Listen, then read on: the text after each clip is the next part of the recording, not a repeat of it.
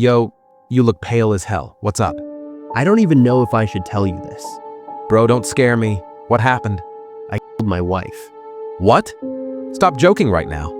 I'm not joking, and the worst part, I see her everywhere. You better start explaining before I lose my mind. About 6 years ago, I killed my wife. It wasn't premeditated or anything like that. It was actually the best thing that has happened to me in hindsight.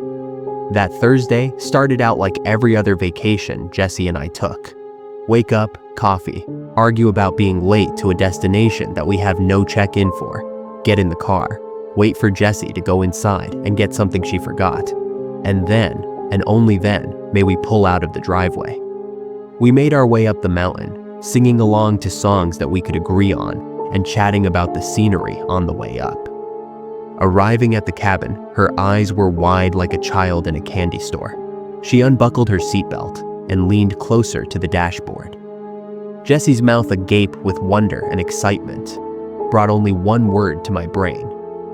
"Beautiful," I said under my breath. She turned to me and cocked her head to the side like a dog who heard a siren. "What was that, babe?" "Oh, you're beautiful. The sun is hitting your eyes just like it did on our wedding day." She leaned in for a kiss. Having not put the car in park yet, my foot pressed on the gas pedal as she rubbed my thigh, moving us towards the cabin ever so slightly. "How about we take this inside?" I whispered in her ear. She tugged on the bottom of my shirt and nodded. I shifted the car into park, turned it off, and got out with my eyes glued to her. That night was everything we wanted, from the arrival to the dinner we made on the grill on the wraparound deck, to the deep conversation we had over a hot tub soak and a glass of wine. It must have been about 5 o'clock in the morning when I woke up in the hot tub, my face barely grazing the surface of the water. I looked around to see that my phone had died from leaving the flashlight on for us. I stick my arms out in front of me to feel around to Jessica. "Jess?" Silence. "Jesse, are you still out here with me?" I kept feeling around the water, trying to guide my right hand from one wall to another. I begin to mutter her name again when I feel her hair tangled around my fingers in the water, the jet pushing it and knotting it with each current. "Jessica, what happened?" I lifted her head out of the water and pushed the mess of blonde hair out of her face. "Jessica, please, are you here with me?" I began smacking her face slightly at first, but more and more as she continued to not respond. "What the fuck, Jessica? Stop doing this, stop this." I climbed out of the hot tub beside her, grabbed her towel off of the side and wrapped it around her shoulders before slowly lifting her out of the pool. I tried to carry her inside of the basement door without causing any more harm. I continued up the stairs until we made it to the master bedroom. I laid her on the bed and tried to warm her up and make her comfortable as much as possible. I still don't know why I didn't just call the police and have someone come and help me. I was shocked, I was scared, and more than anything, I wanted to be the one to save her. She married me, and I told her I would keep her safe. I didn't. I couldn't. I laid beside her, putting my head on her chest and wrapping my arms around her torso. And for the first time since I was born, I cried and cried and cried. Her soft and whimpery voice sang me to sleep. I woke up in the morning, my eyes puffy and swollen, crust filling the inner corners. I rubbed them with the bottom of my old college t-shirt and looked around. The bedding on Jesse's side was perfectly tucked into the bottom of the pillow. I sat up, confused, and started to hear humming from down the stairs. The smell of freshly brewed coffee hit me in the face like a train. I made my way down the stairs and into the kitchen, kissing Jessica on the neck while she handed me a plate of toast and eggs. "Do you have the butter over there, honey?" I asked, turning around to her with the knife in my hand. "Right here, darling." She pointed to a long oval dish on the placement ahead of her. I stood to her side and sliced a perfect square of butter off of the plate. I slid my hand away from her throat and opened my eyes. Holding a pillow in one hand and a knife in the other, I looked down onto Jessica's lifeless body, now pouring thick red butter. "I love you, Jesse." "Goodbye." Now I kiss her on the head, walk out of the bedroom, close the door, and walk down the stairs. I search Jesse's purse for a lighter, leave the knife, and make my way to the garage. A few jugs of old gasoline, paint thinner, and a spark later, and Jessica, her grandfather's cabin, and our car is gone. I stood at the edge of the driveway for a bit, watching the dance of the flames, sending Jessica away with the embers that flowed up towards the clouds.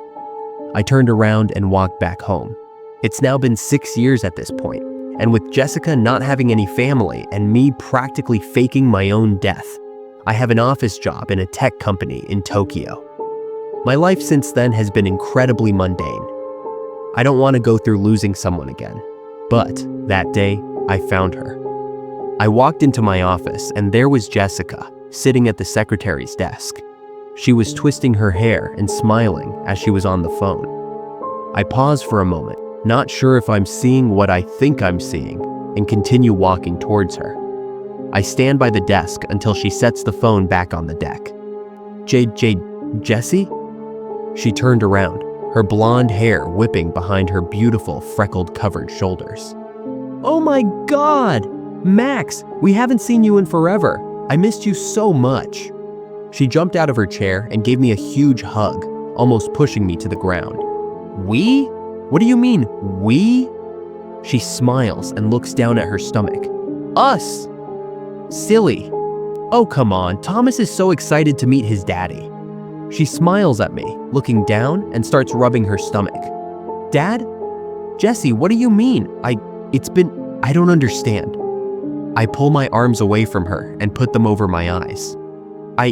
I can't be a dad without you, Jessie. It just makes no sense. Jessie? Max, please, I need you to calm down. I took my hands away from my eyes. Stephanie, the secretary, was looking up at me with her big, soft eyes. Miss Stephanie, oh my God, what happened? She cut me off. Listen, I think you need to go home for the day. I'm going to let the boss know. You really don't have to do that. I'm totally fine. Listen, I said what I said. Now go. Rest. She shooed me away with her hands. I turned around and took the next elevator down to the first floor to get to the train, stepping on with someone from one of the higher floors. I kept my head plastered to my feet, only watching the steps I took. So, I was thinking like maybe a soft blue for our room, and then, sage green for the bathroom? I felt two arms wrap around my forearm and fingers intertwine with mine. But the only thing is, I kind of wanted Thomas's room sage green to have the sun hit it like it did that tea house we went to for our anniversary. The elevator door chimed and I opened my eyes. The woman beside me was talking abhorrently loud to someone on the phone about her dog. I stepped out and made my way to the station. I checked my Metro card, went through the tunnels, and finally got to my platform. I took the only open bench on platform 7 and placed my briefcase on the seat beside me. Max? Wake up, baby, it's happening. We have to go now. Max, wake up. I shook my head awake and looked up. Jessica was bent over the side of the bed, holding her nightgown up off the floor. Jessica? What's going on, Jessie? Are you okay? I jumped up out of the bed and ran over to her side.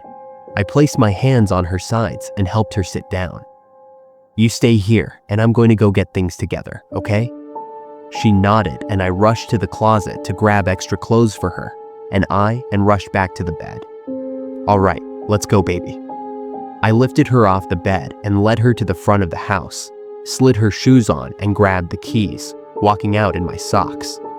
I shuffled her to the passenger side door and started rushing around the front of the car when I heard a blaring horn and felt a hand grab the back of my shirt. I felt my body land on the ground. I heard my neck crack as my head smacked the floor. I tried to lift my body up and look around. The fluorescent lights blinded me at first. Hey man, don't move, okay? I called the police and they're on the way. Where am I? I asked as he helped me lean up against a beam. You're in the train station. Someone tried to wake you up and you started sleepwalking or some shit and almost got hit by the train, dude. I have no idea how I got to you in time. Something out there must be watching over you, man. The light still shined in my eyes, but the stranger's head covered most of it.